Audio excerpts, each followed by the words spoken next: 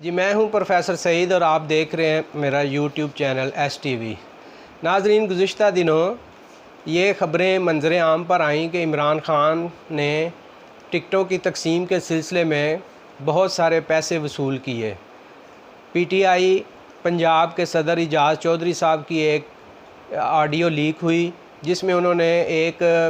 उम्मीदवार को बाकायदा तौर पर इन्फॉर्म किया कि आप 10 मिलियन से ज़्यादा पैसे लेकर ज़मान पार्क पहुंच जाएं। इसी तरह दूसरे कई PTI के उम्मीदवारों ने भी इस चीज़ का इजहार किया है कि टिकटों की तकसीम की वजह से उनसे लाखों करोड़ों पैसे वसूल किए गए हैं। अभी तक PTI के ऑफिशियल किसी स्टेटमेंट के ज़रिए या ऑफिशियल ट्विटर के ज़रिए इस चीज़ की नफ़ी नहीं की गई और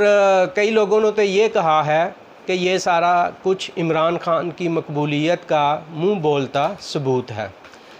पाकिस्तान मुस्लिम लीग नून और कुछ दूसरे सियासी जमातों ने इलेक्शन कमीशन ऑफ पाकिस्तान के सामने भी प्लीड किया है और उन्होंने इस चीज़ का इजहार किया है कि पैसे वसूल करके टिकटों की तकसीम करना जमहूरियत के बुनियादी असूलों की नफ़ी है। लिहाजा PTI के चेयरमैन को उनके ओहदे से बर्खास्त किया जा सके। अब हम इसका तज्ज़ियाती पहलू देखते हैं और दो हाइपोथेसिस या दो मफरूज़े कायम करते हैं।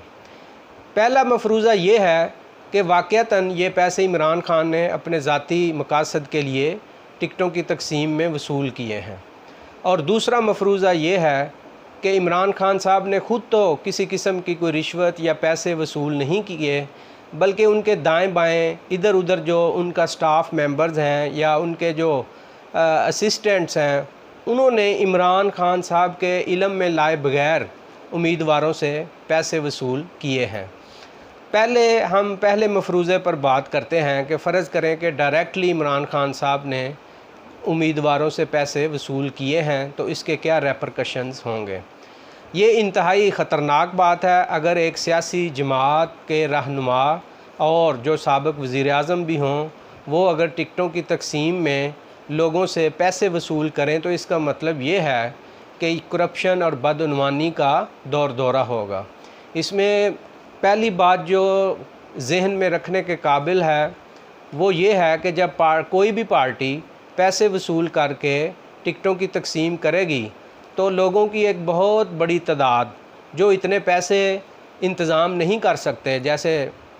1 करोड़ से ज़ायद की रकम कहा गया है, तो अगर कोई बंदा इस किस्म की रकम का इंतज़ाम नहीं कर सकता तो वो तो फिर पार्टी का टिकट हासिल ही नहीं कर सकेगा। इसका मतलब ये हुआ कि बहुत ज़्यादा अमीर लोग, दौलतमंद और अहले सरवत ही सियासी पार्टी का टिकट हासिल कर सकेंगे। और जब हम देखते हैं कि ये पार्टियां बशमूल PTI गरीबों की बेहतरी के लिए, आम आदमी की फ़लाह के लिए नारे लगाते हैं तो ये अपने इन नारों की फिर नफ़ी कर देते हैं। दूसरा जो इसका सबसे अहम चीज़ है वो ये है कि जो बंदा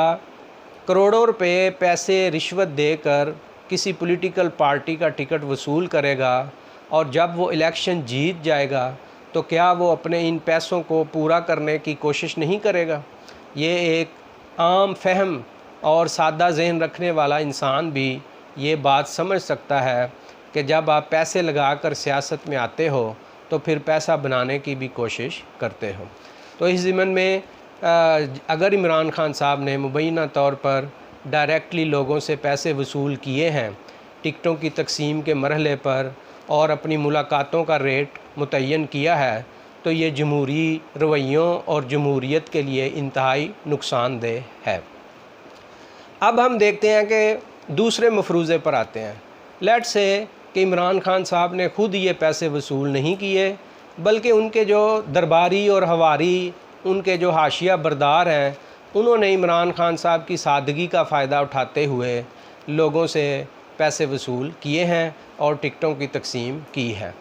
तो अगर मामला ये है तो ये तो पहले से भी ज़्यादा ख़तरनाक बात है कि इमरान ख़ान साहब की नाक के नीचे करप्शन हो रही है, बदउनवानी हो रही है और उनके इल्म में नहीं है। ये तो इंतहाई ख़तरनाक बात है। और एक ऐसा शख्स जो 3 साढ़े 3 साल तक पाकिस्तान का वज़ीर आज़म भी रहा हो और आइंदा भी उसके वज़ीर आज़म बनने के काफ़ी चांसेस हों, और वो अपनी सारी स्ट्रगल इसलिए कर रहा हो कि मैं दोबारा मुल्क का वज़ीर आज़म बन जाऊँ और मुल्क के जो इंतज़ाम और इंसराम है उनको संभाल लूँ। अगर वो अपने दाएं बाएं अपने कमरे में ही इस चीज़ को चेक नहीं कर सकता कि उसके असिस्टेंट्स, उसके हवारी और दरबारी रिश्वत ले रहे हैं, पैसे ले रहे हैं, फ़ोन पर एक दूसरे को बता रहे हैं कि 1,20,00,000 से कम नहीं होगा और तुम आ जाओ, बस मेरे बाबा से मिल लो, उन्होंने बड़ी कोशिश की है, उन्होंने तुम्हें टिकट दिलवाने के लिए बड़ा ज़ोर लगाया है और इतने पैसे लेकर आ जाओ।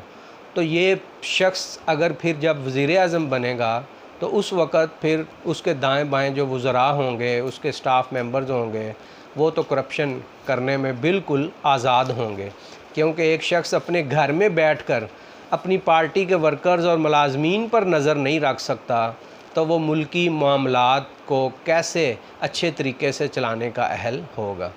इससे एक चीज़ और भी सामने आती है कि मुल्क में बासरवत और ताकतवर लोग जो हैं, वही लोग सियासत में, वही लोग दूसरे शोबों पर भी छाए हुए हैं और आम आदमी के लिए इस मुल्क में तरक्की की राहें बड़ी मसदूद हैं। शुक्रिया।